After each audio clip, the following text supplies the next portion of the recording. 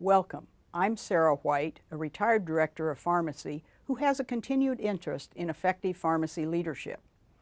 The purpose of this conversation with a successful pharmacy leader is to hear in his own words aspects of his career. Our purpose is to glean tips for current and future practitioners because leadership is quite different than being a good pharmacist. By way of a brief introduction of my guest today, Max Ray, he has held a number of different leadership positions, or in my terms, has done it all.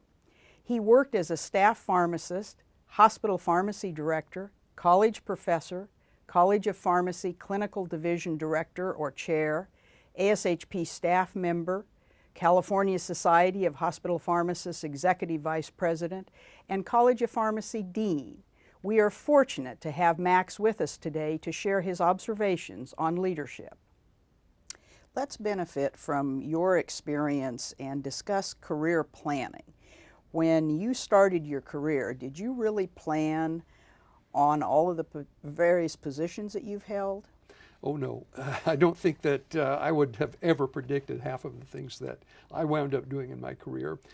And I think, although this is a cliche these days, I think the best I could say about that is that we prepare ourselves for opportunities by simply doing the best that we can do in whatever position we have. Certainly getting to know people in the profession, perhaps publishing a few papers to share our thinking and the results of research that we've done with others.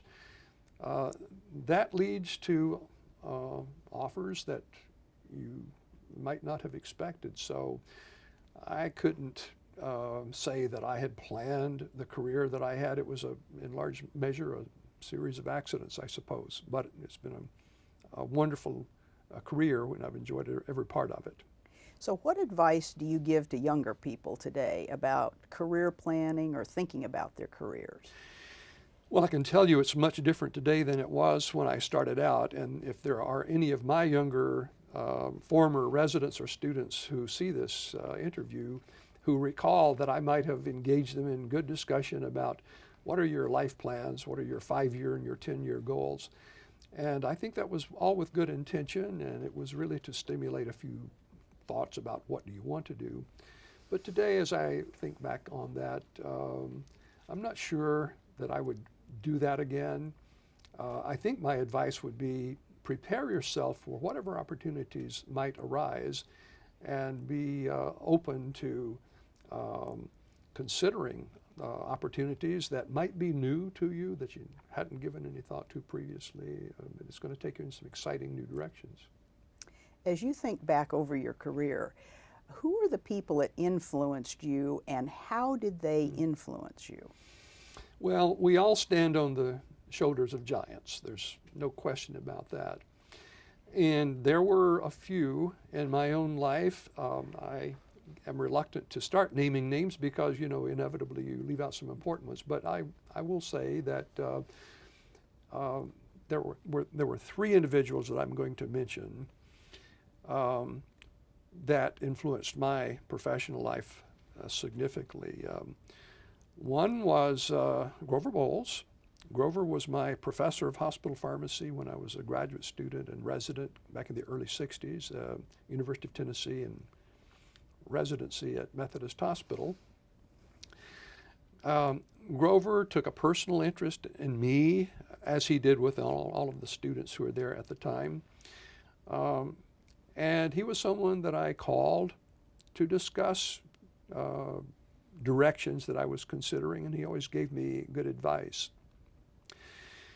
The other 2 people that I'm going to mention are people that I never worked directly with, but I got to know, and through a lot of conversation and by being influenced by the things they had written, steered my course.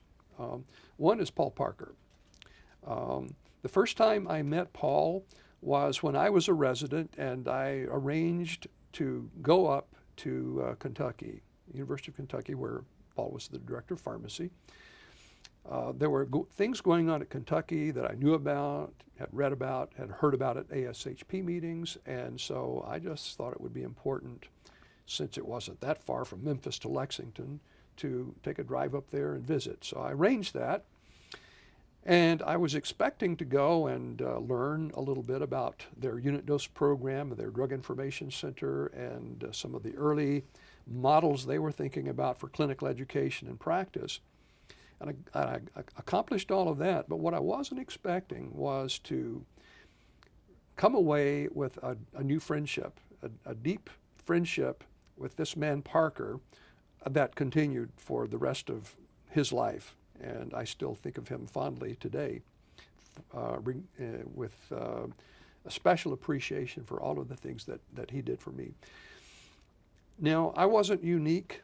This was just Paul. He took an interest in a lot of people in pharmacy, his own residents, his own students, but a lot of other people in the profession. So later on, as it turns out, and we'll probably talk a little more about this later in the hour perhaps, but when I became the director of the residency accreditation program at ASHP, the director of accreditation services, during that entire time, Paul was involved as a member of either the Commission on Credentialing or just as a volunteer surveyor. So we worked a lot on the road together for a period of 10 years. And on every one of those occasions, we had some of the most incredible conversations, discussions. And Paul was never one to engage in a lot of idle chatter. He was serious. He wanted to know, what are you thinking? What could we do to change this profession? Where should we set our sights for 5 or 10 years down the road? Mm-hmm. And every time I saw him, or every time he called me, or every email I got from him, he was challenging. Okay, what are you thinking about today? So he had a wonderful influence on my life. The third man, and these were all men, was Dr. Don Brody. Brody was a true visionary. I refer back to his paper even today, which was the subject of his 1980 Whitney lecture on the theoretical basis for pharmacy practice. Now, that's a title that causes most people's eyes to glaze over, but if you read it and think about it, it really helps us understand what our purpose is in life. And I look for opportunities to involve students and residents today in the discussion of Dr. Brody's Whitney paper. Those are 3 of the giants. What did they do for me? They picked me up when I fell down. They gave me good advice. They encouraged me. They challenged me. They made pharmacy come alive for me. What do you do to try to mentor people? Because these were really mentors for you in our current terminology, I think. You know, I don't recall ever having a discussion with either of those individuals where the word mentor came up. I think it's the sort of thing that happens without your having to give a lot of thought to it. I think mentoring does really involve 2 levels. One is that sort of informal experience that occurs when some younger person is watching you, and maybe you're not even aware that that's happening. You're doing your best job, and that's at some level is enough to have some effect on younger people. I have heard some of my former residents and students say that Max Ray was my mentor. Well, I appreciate hearing that, but I don't think it's something that I ever thought about. We never really had that sort of discussion. Now, there is another a second level of mentorship, and I have had some experience in this as well, and that's when it's a planned kind of activity where there is a sort of a mentor-protege relationship. And I have had students and residents who have asked me about being a mentor.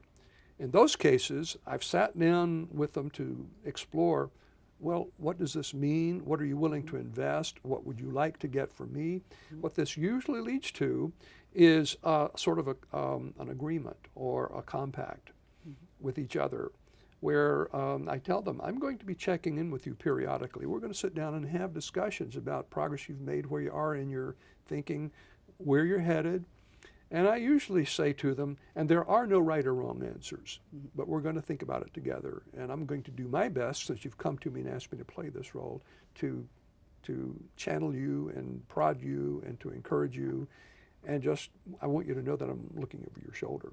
So I think they're both levels of mentorship, and I hope that I've been able to play both roles in my career. Max, if you're at a meeting and a young person comes up to you, young people frequently tell me that they're sort of intimidated to come up to an icon such as yourself. Tell me how you view that. First of all, it makes me shudder to think that I'm an icon, but I've had this experience occasionally, but and so it'd be difficult to know how many times there might have been some reticence for someone who recognizes me or knows about me to come up. But what I will say is that I do welcome that. I think any of us who've been in pharmacy as long as I have, and almost, you're not far behind me, I think, welcome that. Number one, it's a bit flattering, I suppose. But second, it's an opportunity to have a conversation that otherwise would be missed, that might plant a seed or two, that might provide some encouragement to that younger person. So yes, I think most of us who've made a career in pharmacy find that to be something that we welcome. So if there's anyone watching this interview who has any reticence about that, I'd like to just say, whoever it is that you see at a meeting that you want to talk to, just make the point to go up to them. And I'd be very surprised if they didn't take time to sit down and talk. Yeah, and I agree. It is a compliment that somebody is interested in our opinions. Sure. So they shouldn't be reticent. Exactly. What are some lessons that you wish you had learned earlier rather than later in your career? Oh, that's a good one. I think it took me a while to learn the lesson that there is more than one solution to most problems. I suppose this is characteristic of young people, those who are perhaps have some streak of idealism in them. And I think back to my own early years, and I think that probably accurately describes who I was. I know that I was pretty rigid in my thinking. There is the right answer to this problem or this question. And I've come to learn that that is very seldom the case, that there are many paths to take. And more importantly, I've learned that you're going to come up with better solutions if you involve others and listen carefully. And I think I might have been more effective if I had learned that lesson a little earlier in life. A second lesson, and I think it sort of is tied to the first here, is that I'm not sure I recognized early on that people are motivated by different things. I tended to see the world, I think, in terms of what motivated me, but obviously that's not the same sort of incentivizers that would work for other people. So I think I eventually did get there and learned that, but it took a while, and I wish that I had learned that earlier. I think I might have been much more effective in my first decade or two of my career. As you think about some of the toughest or situations or obstacles that you had to encounter in having such a successful career, how did you deal with those situations that everybody encounters?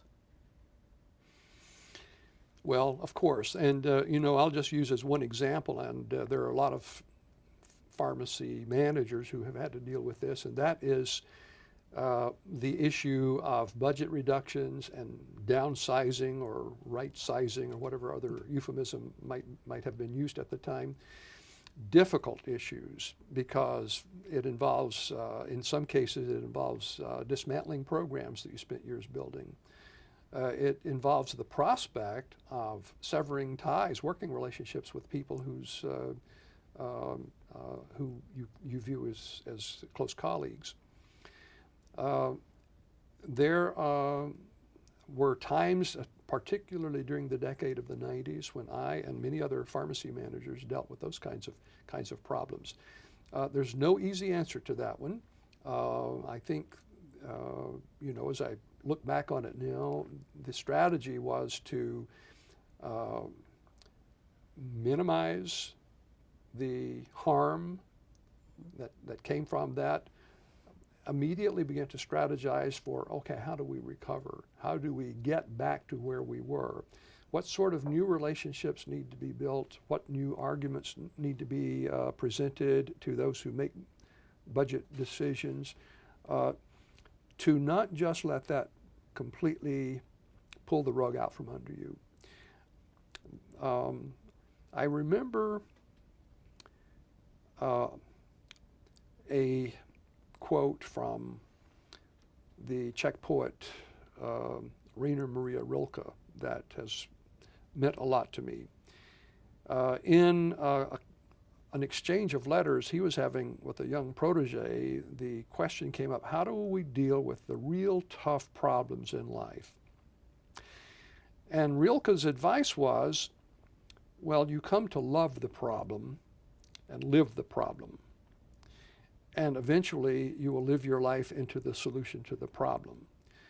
Now, on a day-to-day basis, it's easy to forget that, but I try periodically to step back and think about that. And the problems that you dread and you want to avoid and you try to find a way around, at some level you embrace it. Put your arms around it and say, you're my problem. I'm going to work with it. I'm going to incorporate this problem into who I am. I'm going to deal with it with every ounce of energy I have, and trust that an answer will come. I believe that that does happen. You've had leadership roles in very different settings. What would you say the major, I guess, leadership responsibility was, say, when you were a director of pharmacy, and then we'll work through each of the aspects of your career? Well, any director of pharmacy, I expect, would view his or her major responsibility as working with a good team of people to provide good outcomes for their patients, good drug therapy outcomes, and a safe system for the handling and control of drugs. So I try to get up and go to work every morning with that thought in mind. My job today is to organize a department made up of individuals who have specialized roles. Each member of the team has a unique role to play. See if we can get this group to work together to achieve the best possible outcomes for our patients. And a hospital pharmacy department has its own rhythm, its own pace, which is different from other kinds of organizations I've been a part of. But I would just add, it's where my roots are. It was my first love. My first job out of pharmacy school was as a staff pharmacist, and that was before going into a hospital pharmacy residency. So whatever else I've done in my life was predicated on my hospital pharmacy roots. Okay, let's talk a little bit about the leadership role of a College of Pharmacy division chair. I think you were chair of basically clinical pharmacy at MUSC. Right. I was the first person at MUSC in that role. This was at a time when the whole concept of clinical pharmacy was beginning to take shape. The ACPE, requirements for clinical education, had just been adopted. We had a few clinical practice models that were already out there, and I happened to be in a school then where we were trying to get up to that level. So the first responsibility I had, and I had the good fortune to have a supportive dean who not only understood where I was trying to go, but was encouraging it. Going out and recruiting good faculty. And in those early years, that was a bit of a challenge because we hadn't really produced that many good clinical pharmacy practitioners yet, or those with academic skills. But I got some good people in, and we built the program together. We based it on our own ideas about the outcome objectives we wanted to achieve with the courses that our division was responsible for. and it was a great experience. Now, a department chair or division chair in this instance is a different rhythm than hospital pharmacy. You know, in the hospital we have patients who are there for 3 to 5 days, and we have to do our best in that case. Now, getting into the academic center, the focus of your activity there is not a patient but a student, obviously. And so a different rhythm, a different cycle, a semester rather than 3 days, or an academic year, a 4-year period of study, those sorts of landmarks. And you think differently, you organize your thoughts differently. But what I will say is that each position I've had in my career was all aimed at improving the profession. It wasn't really for any other purpose. So I focused, or tried to focus along with our faculty at MUSC, on building a curriculum that would prepare practitioners who could go out and blaze new trails. Then leadership as a staff person for professional organizations. You worked both for ASHP and then were the state exec for the California Society of Health System Pharmacists. So what are the leadership roles as a professional organization staff person? Okay, at the staff level, and at ASHP, we were organized at that time into, well, we used to use the term bureau, then it became divisions, and maybe a couple of other terms along the way. So our work was organized according to function, and I was in the professional affairs area, and that included the residency accreditation program. It also included our first foray into specialization in pharmacy. We used to have the SIGs, the special interest groups, which you'll recall. We had a research unit, which Michael Stolar headed up, and a couple of liaison responsibilities to other national organizations, such as the American Nurses Association, American Hospital Association, the Veterans Administration. The work of someone in a professional organization involves pulling together the thinking of groups of members, committees, councils, commissions, taking the work of those groups and organizing it into some sort of written output that can be used to feed into the policy process of the organization. One who, since that is the job, you're there every day thinking about it, working on these things, gives you an opportunity to exert whatever your own background might lead you to think into this process, always with the thought that, you know, it's going to be reviewed by and filtered through members of layers of the membership. So it was one of the most exciting periods of my life to be on the staff at ASHP. It led me into experiences that I don't think I would have had through any other kind of experience. Now, switching from that to being the CEO of a state organization, quite a different level of responsibility there. We were focused, or I was personally focused, more on a legislative and regulatory agenda. I had to give thought to, as the exec of a state organization, who does what best? In other words, what should I leave to ASHP to do? On the other hand, what should I leave to the local or regional chapters to do? But what is best done by a state organization?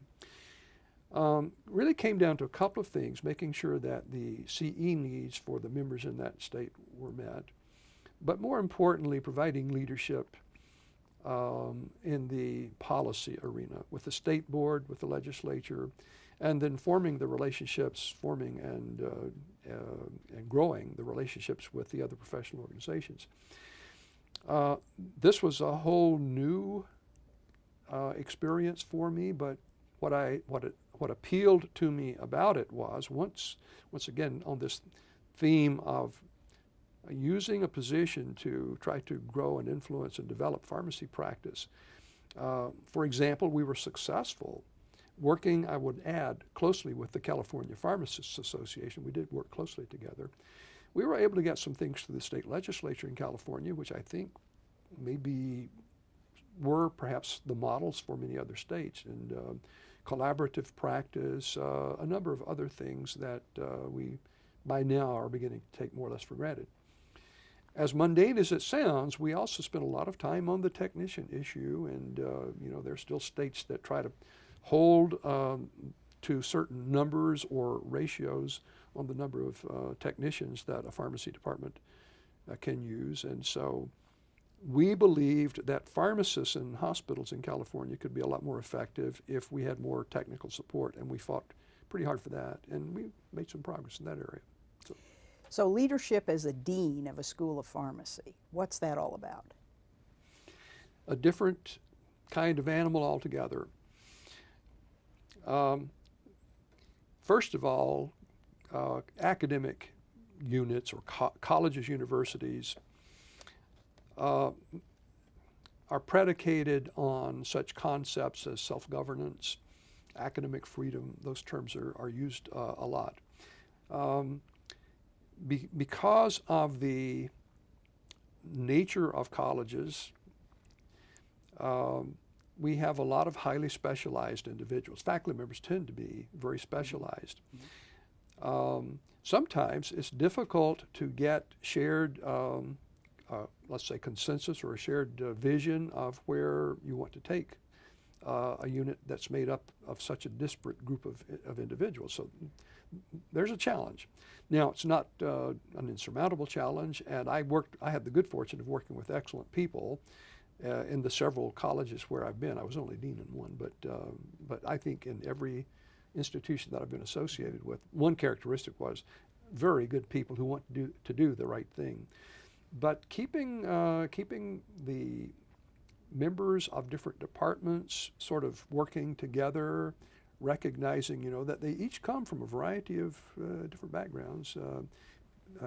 Those with PhD degrees in some very highly specialized areas of pharmaceutical sciences, biomedical science, to the other end where we have clinical faculty who came from advanced residencies and fellowships, who are highly specialized, for example, in critical care or pediatrics oncology. These groups don't always speak the same language, and it takes some working together,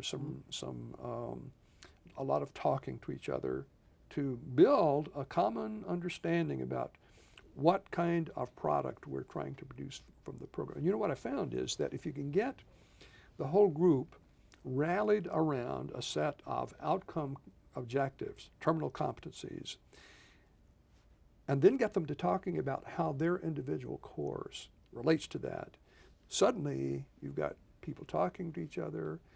I found that it was helpful, for example, to get members of, let's say, the basic science group and the clinical group together and working on one course together as sort of co-facilitators or co-course directors. That got to a different level of conversation. So I would say that the real challenge for a dean, apart from the routine things of resource management and so forth, is to help build the relations among faculty, great people, but who are products of their own backgrounds, working together, sharing the vision for the kind of practitioner you want to produce.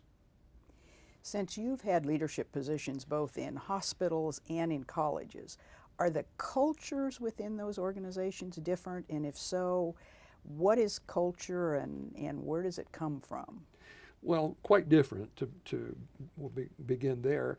Going back to what I said earlier, in the hospital setting, we're focused on patients who are there for a short time. Now, a different story in the ambulatory clinic where you might see patients once a month as they come back for repeat visits. But so depending on where in the hospital or health system you work, there's its own rhythm that's driven by the patients, acute care, ambulatory care. And everything that you do in that setting is organized around providing care to that patient.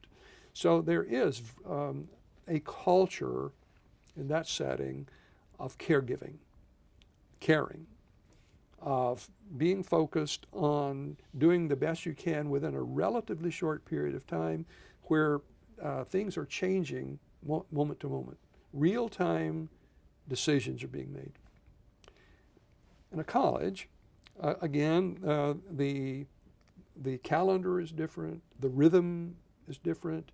We tend to think more about a semester or an academic year, or in some instances you think about the 4-year PharmD curriculum and where students are in that, but it's all oriented around an academic calendar. The student is the focus. And with that comes a different type of culture. It's a culture that's driven by the need to be a good teacher, a good researcher, contributing to scholarship, and it's also driven by the fact that the reward system in a college is unique. It's different from any other kind of organization. Promotion, and in the case where tenure applies, promotion and tenure, is unique to the academic world. And so there are cultures, is a culture, let's say, that grows up around that. I would add that I think it's probably also there's a unique culture that develops in professional schools and even in a pharmacy school compared to an undergraduate liberal arts program, although I have less experience in that area to draw on other than having been a student as an undergraduate early on. But I think the short answer to your question is that there are major differences in culture, major differences in mission, and they're both exciting. You've been a faculty member Right. for the majority of your career. Mm. Talk a little bit about what a clinical or practice faculty member's role is, how to be successful in that role, what did you enjoy, some of those things. I would say that the overarching purpose in a pharmacy school faculty member, the role of a faculty member, is to make pharmacy come alive for the student, to help them understand what role they're being prepared for, to help them avoid falling into the pitfall of thinking that what they previously thought about pharmacy before they came to pharmacy school was sort of the end point. To expand their thinking, to expand their horizon, to create a desire to be helpful to patients. And these are big challenges, you know, because each student varies in their orientation, in their propensity to be a good caregiver, in their interest. But I would say that the single most important job of a clinical faculty member or pharmacy practice faculty member, perhaps of any faculty member in the College of Pharmacy, is to engender that service orientation, that feeling of professional pride, but also professional responsibility and accountability in students. That is the job as I see it. What about the need to publish and the time it takes to do that? Well, two parts to that, I think. One is, you know, at some level we should be motivated to share opinions, commentaries, also the results of scholarship, of research, because in the academic world, part of the mission is to generate new knowledge or to stimulate thought in different directions. Now, because of the rules in academia, that's more or less a requirement. And so in order to get promotion or tenure, there is the expectation, you know, that faculty members are productive in the area of scholarship. But I would say that, you know, to the extent that it can be done without those pressures, without those forces, that really can be a very satisfying experience. We've both had that kind of experience. You know, once you get a paper finished and it's been accepted by the editors, it's a good feeling. In 1997, you received the prestigious Harvey A.K. Whitney Lecture Award, which is the highest award in health system pharmacy. How did you feel about that recognition?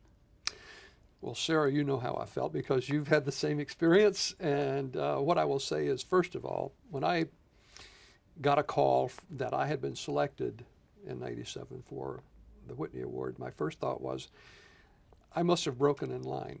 Because I thought, you know, there's so many people ahead of me in that line who deserved it that I was a little bit incredulous. Now, after that thought dissipated, I guess what settled in then was a feeling of incredible honor. It is, as you say, in our field, in the field of health system pharmacy, recognized as the top award.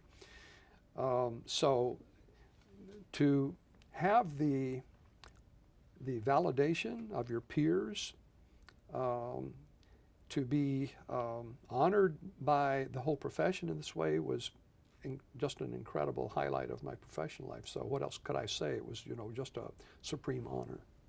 Your lecture was entitled Letters from the Edge. Could you talk a little bit about it? It was kind of a unique approach. Talk a little bit about what you said and what the essence of your message is. I was thinking that it would be helpful if we had sort of a past, present, and future look at pharmacy. And I wasn't trying to limit it necessarily to health system pharmacy, but to the profession in general. I was interested at that time, and I continue to be interested today, in what do we mean when we use the term a professional practice. I was really interested in the idea of a practice. And I found myself trying to look back, say 50 years, to the thinking that might have been prevalent in the profession at that time, only for the sake of sort of then reflecting on, well, how have we done? To get at that, I thought it would be interesting if somehow we had someone from outside the profession who was intelligent, recognized as perhaps as a philosopher, make some comments. So I imagined what I thought Alfred North Whitehead might say. So I created this dialogue in a letter that he was writing to me as the recipient of this year's award, from the grave, as it were. So in that dialogue, I tried to get from this person from the past some reflections on what his observations were. And although he was able to determine or identify a few positive things that pharmacists were doing, he was also asking questions, but I didn't see you really taking responsibility for drug therapy. I wasn't really seeing you do much except dispense a product. And so he was asking tough questions, which I thought maybe we should begin thinking about. Then I brought it up to the current time, to, as you mentioned, 1997, and I wanted, again, to have a detached view of where we were. And so I never used C. Everett Koop's name in the paper, but from the way it was described, you could sort of identify that that's who I had in mind. So I had this former Surgeon General who was very much wired into the healthcare scene at that moment, to take a look at pharmacy, and he too was asking some tough questions. This was all by way of sort of helping us think about then where should we be headed.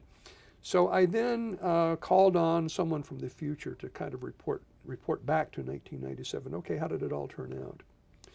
And what I imagined was happening in I guess that would put it at 2047 if it were literally 50 years later, was not really a linear extension of where we were, and there were some changes that I had imagined would have occurred. One being that because of technology, particularly information technology, The boundaries around the professions as we know them had become blurred, and we had new categories of healthcare workers. What was common to all of them was automated information and decision support systems that were readily available. I imagined that we truly had a healthcare system wherein the premium was on keeping people well, and even looking at illness as perhaps a failure of the system, not really the focus of the system. Also, I imagined that care would be organized in a much different way by a level of acuity. A real focus on keeping people well, but those who ultimately needed treatment for disease got it in ways that were tailored to their level of acuity. A much greater emphasis on patients as the sort of the focus of their care, a patient-driven system. Now, how this pans out, you know, we can come back in another, well, 40 years down the road and discuss it. But I was trying in that Whitney address to think about the early, well, 50 years earlier, the way the stage had been set for where we were in 1997 and where that was going to take us. In each case, the technique that I used was an imaginary letter from someone to me so that I could sort of listen to what they were having to say. By the way, the letter from the 50 years hence was one of a member of the charter class from Western University where I was at the time. So, when you were with the ASHP staff, you set up what is referred to as the Hilton Head Conference. Could you talk a little bit about, I think that was roughly 1985. That's correct, yeah. What your thinking was, what process was used, and its significance? This was at a time when we were still discussing whether to move toward the PharmD program as the entry-level degree in pharmacy. There was a lot of pushback from a lot of quarters on that, and we never got around to making that conversion until 15 years later. During this time, there was also pressure building to recognize clinical pharmacy as a specialty. I had been at that time in the residency accreditation program at ASHP for 10 years. And as I had visited programs around the country, I began to see certain common elements in the way pharmacists were being trained in residency programs, which concerned me, and I expect they concerned others. The clinical role seemed to be to go on rounds, have physicians ask questions which you didn't know the answer to, and you'd said, I'll look it up and come back. Well, okay, and that got us into the clinical arena, but it didn't seem to me that we were progressing very far, very fast. A big part of the profession was nowhere near that level yet.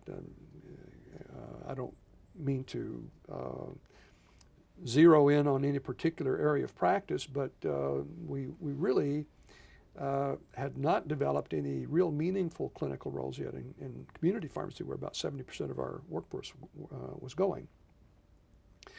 The question, I guess, on my mind was, is pharmacy in 1985 inherently clinical?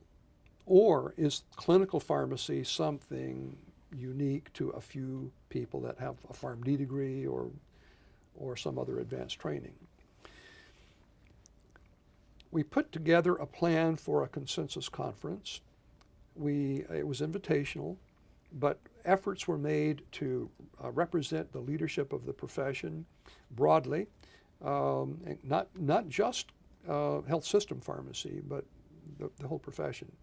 We had educators, we had practitioners, we had association people, we had a couple of international observers at the conference.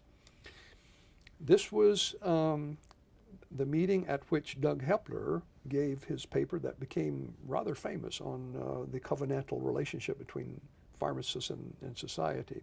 That's not the precise title, but that's what he talked about. what came out of that conference was a resounding affirmative answer that yes, pharmacy is inherently clinical. And if we can't acknowledge that, then we are faced with the problem. Okay, what is it? If clinical pharmacy is something special or is a specialty, then how do we define what's left? This was the first point at which thought leaders in the profession seemed to get their arms around this and agreed in the report, in the proceedings, that this is no longer on the table for discussion. We are going on record as saying that this profession that we spend our lives in and which we love is a clinical profession. And if those who aren't there yet should aspire to get there. Now, we spent a lot of time at that meeting also discussing the barriers. What are the things that hold us back, that are holding us back? What could we do to resolve those kinds of problems? And the proceedings really amounted to the keynote addresses and the results of these workshops where we looked at barriers and potential remedies. What I wasn't expecting was the way that report resonated with the profession.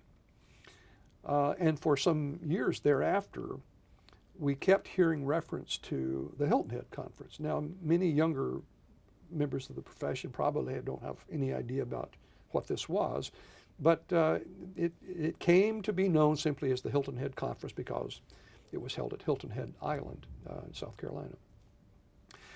It led to a series of follow-up meetings at state and regional levels, so the torch continued to be carried for some time. I remember that after I went to California, you mentioned earlier in the interview that I had been the CEO for the California Society. One of the first things we did when I got there was to pick up on the Hilton Head wave that was washing across the country. We had our own mini Hilton Head there in California, and the results of that conference drove the agenda for our state chapter for several years. I think in my discussions with one of my good friends in this profession, Dr. Doug Hepler, that this led directly to his thinking about pharmaceutical care as sort of the focus for pharmacy practice, he together with Linda Strand. I think Doug had thought deeply about all of this in developing his presentation for Hilton Head. It was only 4 years later that he gave the now famous pharmaceutical care presentation at the second P21 conference. And so I believe that conference had major influence on the way things have unfolded since then. The BPS, or Board of Pharmaceutical Specialties, has really been key to our development of clinical specialists within the profession. Since you've served on that group, could you talk a little bit about how it functions? Sure. Well, I've been on one committee with BPS. First of all, I think BPS, or the Board of Pharmaceutical Specialties, has taken us to a new level in pharmacy. For those who may not know about it, it is a subsidiary of the American Pharmacists Association, but it has its own board and it's autonomous. It dates back to the mid-70s. It was acknowledged and supported by all of the national organizations that existed at that time. The purpose of the BPS was and is to identify areas of practice that can legitimately be viewed as specialty. So, and there's a fairly rigorous process that has to be met, that those who are interested in gaining recognition have to go through. There has to be a demonstration of need. There has to be a demonstration that there is some mechanism by which one qualifies to be a specialist in that area. This leads then to a certification examination. The examinations are written with the assistance of national educational and testing specialists. They are tied directly to the task list or the jobs that are required in that area of practice. I would say that it is a rigorous process. At the moment, I don't remember how many specialties have been recognized, but it's a short list. There are others that are seeking or who are in discussion now about what they might need to do to gain recognition as a specialty. But we haven't gotten into the 2-digit category yet. So we have 5 or 6, I think, recognized specialties in pharmacy. I found it very interesting to be a part of that because it gave me an up-close and personal look at that process. If you could sit down with current practitioners, what would you tell them about pharmacy? I guess I would be led to share with them some of my hopes, my own dreams for the future. I would begin by saying I think we do need to have the courage and the wisdom to acknowledge the limitations that we're facing, not for the sake of being discouraging, but for the purpose of addressing the issues. We have a lot of growing and building to do in pharmacy to achieve our maximum contribution. We have about 235,000 pharmacists in the workforce. And I often think about what we could do if all of these people, or the largest majority of them, were really engaged in meaningful, personalized patient care. And I don't see any reason why we can't expect that we'll be there. So what would it take to get us there? I'd like to engage young pharmacists in that kind of conversation, to get them to thinking about the big picture in pharmacy. I would hope to encourage young pharmacists to develop the habit of mind to think about the profession from that 35,000-foot view, recognizing that in order to be effective, you have to continue to come back down to ground level and, sort of go back and forth a few times. Stay focused on where we are in the trenches, but also on a fairly regular basis. All right, step back, take the elevated view, the broad view. Where are we? What are the obstacles? What are the problems? I think so often about the observation tower at Gettysburg, the battlefield. You can go there and you visit and go up to this observation tower and you can survey the whole environment. And if you remember enough of that history, so well, if this regiment over here had just moved over here, or if this general over here could see what was coming, this thing might have been a lot different. Maybe some of the catastrophic loss that day would have been avoided. Well, that's what I'm talking about, having that observational platform. Now, this is strictly academic or imaginary because we don't have a physical platform, but I think we can develop the habit of mind of stepping back and asking the big questions periodically. All right, where are we going? What are the issues? Let's not cover them up. Let's not ignore them. Let's frankly acknowledge where we are and just have a renewed sense of purpose. What does pharmacy need from current and future leaders? Leaders need to help us get from the theory of practice to the envisioned reality of practice. We have so many reports that have been written, the results of a lot of meetings, consensus development conferences. We have we have blue ribbon panel reports, we have white papers, we have a variety of things in pharmacy that represent good thinking, even the Hilton Head conference that we were talking about earlier. Leaders are needed to provide the transition. I think the job of a leader is to will the future into existence. And if we have people out there, even a few, who can do that, I think that would put us a lot further ahead. As you think back over your career, what's brought you the most satisfaction? A variety of things. I don't know if I could boil it down to just a short list. I'll try. First, and I will acknowledge that I believe that I was in hospital pharmacy early on during some of the golden years when things were happening. And there were so many exciting things happening in the 60s and 70s in the earlier part of my career. it was great to be a part of that. And I'm talking about such things, you know, as building programs to improve safety, the unit dose program, IV admixture services, the early days of drug information centers, and then the whole clinical pharmacy movement, you know, the whole idea that pharmacists had something to do besides a responsibility for the drug product, but rather to the patient who took the drug.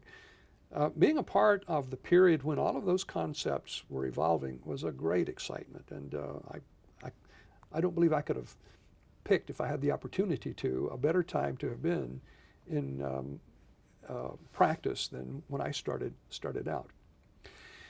To the extent that I was ever a good clinician, I remember many occasions seeing direct results, individual patients who benefited from what I, Max Ray, did. And that gave me great pleasure. And every pharmacist has that experience, I expect. But preventing a tenfold or a hundredfold dosage error in a peds patient, and I've had those kinds of experiences. Again, most pharmacists, I'm sure, have. Those are things that you celebrate. It gives you the feeling that, yes, this really is important. In the area of education, I've been in pharmacy during the period when we went from a 5-year BS to the PharmD.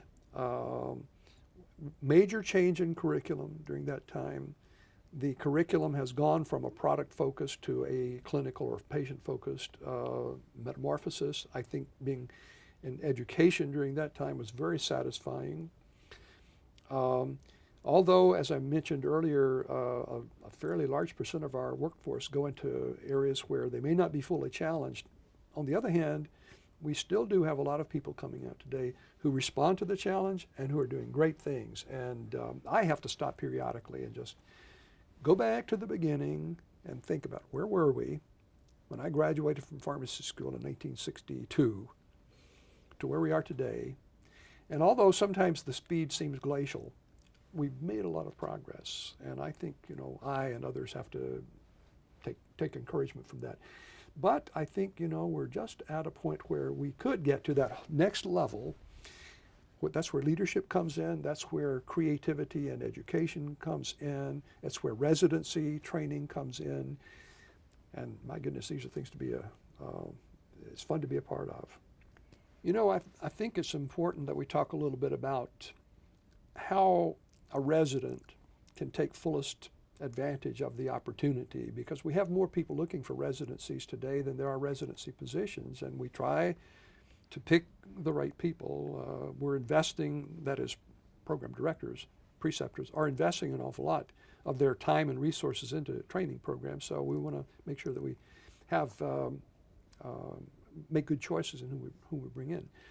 Well, first of all, I think a resident should be a sponge.